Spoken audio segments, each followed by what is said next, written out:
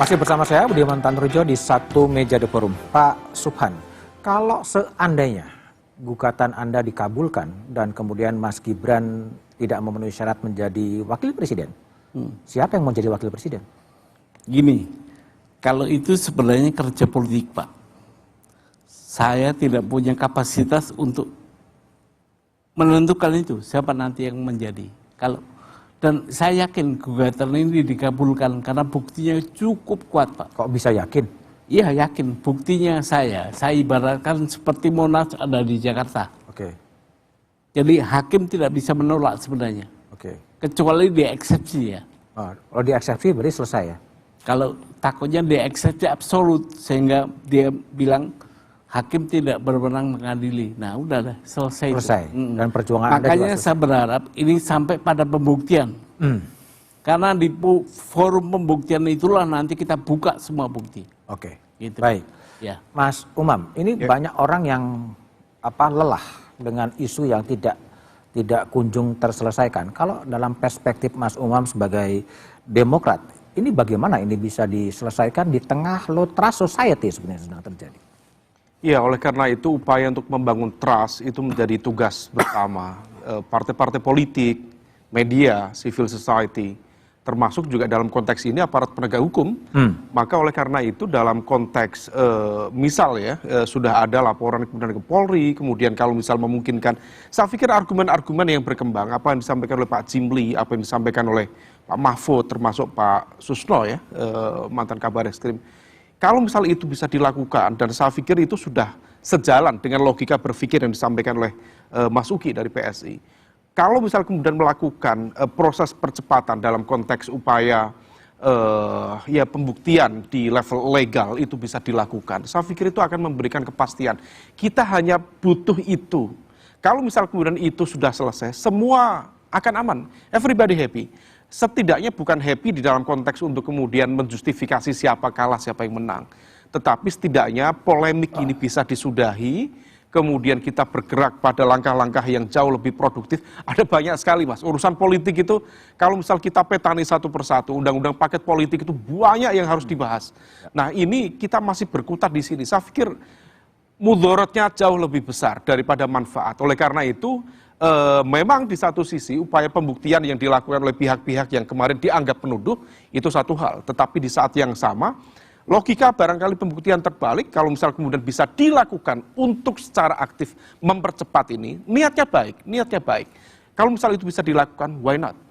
Saya pikir itu yang menjadi penting untuk dihadapi bersama. Oke, kalau PSI gimana? Berharap agar ini bisa segera selesai gitu sehingga kita memasuki babak baru yang lebih penting sebetulnya.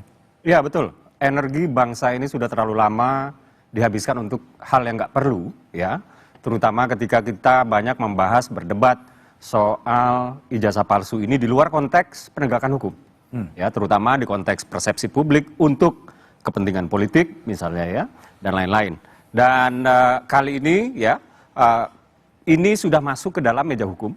Ke atas meja hukum maksud saya, dan persidangan atau sekarang masih di tangan kepolisian, sebentar lagi mungkin sudah masuk ke tangan jaksa ya, kemudian akan disidang. Kita sama-sama berharap setelah proses sidang ini selesai ya, maka tidak ada lagi lah drama-drama soal ijazah palsu ini lagi ya, dan Indonesia bisa move on ke pembahasan-pembahasan yang jauh lebih substantif untuk bangsa ini. Ya, misalnya bagaimana bansos itu dibagikan dengan akurat. Ya, tidak ada exclusion error, inclusion error. Bagaimana misalnya MBG itu ya secara kualitatif itu bisa cukup gizi dan food safety-nya juga sangat terjamin dan lain-lain. Jadi jangan sampai yang tadi saya katakan, kebodohan yang jahat ini betul-betul mengkonsumsi energi kita, apalagi sampai kita terpecah belah. Oke. Yang jelas proses hukum sedang berlangsung, kita hormati saja, dan kita akan lihat nanti kebenarannya akan seperti apa. Oke, baik. Mas Adi, apa yang bisa dimainkan oleh Presiden Prabowo agar kasus ini bisa selesai? Abolisi paling mungkin. Abolisi. Selesai ini semua. Kalau melihat kecenderungannya, sesuatu yang sifatnya kontroversial, terkait dengan isu politik dan hukum itu selesai setelah itu dikeluarkan oleh Presiden. Amnesti buat Hasto, abolisi buat Tom, kemudian rehabilitasi kemarin buat Ira, selesai, nggak ada perdebatan atau apa. gerasi nanti ya? Artinya Belum ya? apa? Minimal ada statement dari pemerintah atau sikap politik resmi dari pemerintah. Itulah yang sepertinya akan selalu menjadi rujukan di negara kita. Di luar otoritas pemerintah, rasa-rasanya sekalipun hari ini ada proses hukum yang ada di Polda, apapun nanti ujungnya, apalagi misalnya ada tersangka naik pada status yang lain, ini tidak akan menyelesaikan persoalan apapun. Ini ada mantan presiden yang dolim kemudian memenjarakan rakyatnya. Narasi itu akan terus berkembang. Tapi kalau ada kemungkinan abolisi itu diberikan, kok rasa-rasanya selesai ini barang. Selesai kasus ya? Selesai ini barang. Oke, jadi nggak saya ada yang dapat menangkapnya keuntungan. kayak gitu.